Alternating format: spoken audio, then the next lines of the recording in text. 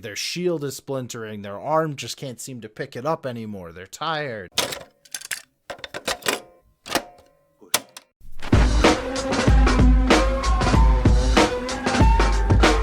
Trying to stay away from the use of numbers to discern damage. Yeah. So, granted, yes, tabletop games are a number game. You have to do math. You have to keep track of your total hit points minus after each attack, but there is that whole way, like we've been explaining this like little bit before, that you can explain battle fatigue in a way that's not, oh, I only have 10 hit points left. Oh, I'm halfway down. They used to call it in like 3.5, it was bloodied.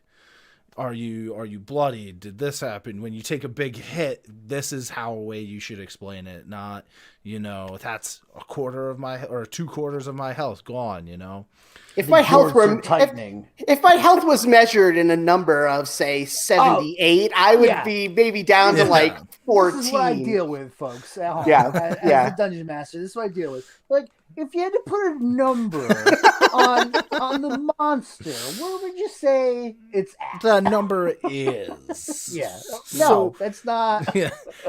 But we always do that as joking, but it's a great way to explain, like as Cody was saying, is using battle fatigue. If you don't like to explain the hits that people are taking as mortal wounds, using battle fatigue, their shield is splintering, their arm just can't seem to pick it up anymore, they're tired. Instead of having their regular pose at the beginning of battle, they're now kind of disheveled, they're not holding their sword all the way up all the time, it's always down.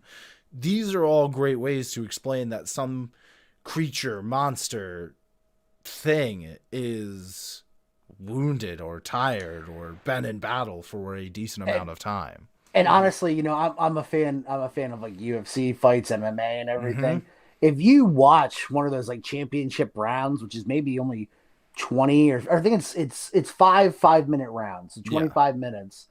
In a span of 25 minutes, some of these people, guys and girls, are just pushing themselves to their absolute brink. Mm-hmm. And you can just see as it goes on, very beginning, they're bouncing around, their guard's up, they're ready to go. They're swinging a million punches every 5 seconds. By the time they hit the 5th round, their guard's down, they're standing back, they're breathing with their mouth open. Yep. So there's things like that you can just kind of look at and add into your game, into your quick description, that can make things a little bit more, I guess, realistic, a little bit more enjoyable. More in depth is kind of the way I see it. It's not even realistic or enjoyable. It's just in depth. It keeps, instead of having your players at the table, smartphones are an amazing thing as a ability for you and your character sheet. But then the next thing is, it's not this person's turn. They're messaging somebody. They're not paying attention to what's happening. This is a great way to keep that engagement because it's not just somebody rolling the dice. Here's my result. No, it hit, didn't hit. Yes, it did hit. Roll me your damage. Right. It's now a descriptor, and descriptors are what hold everybody to keeping in. You know what I mean? Right.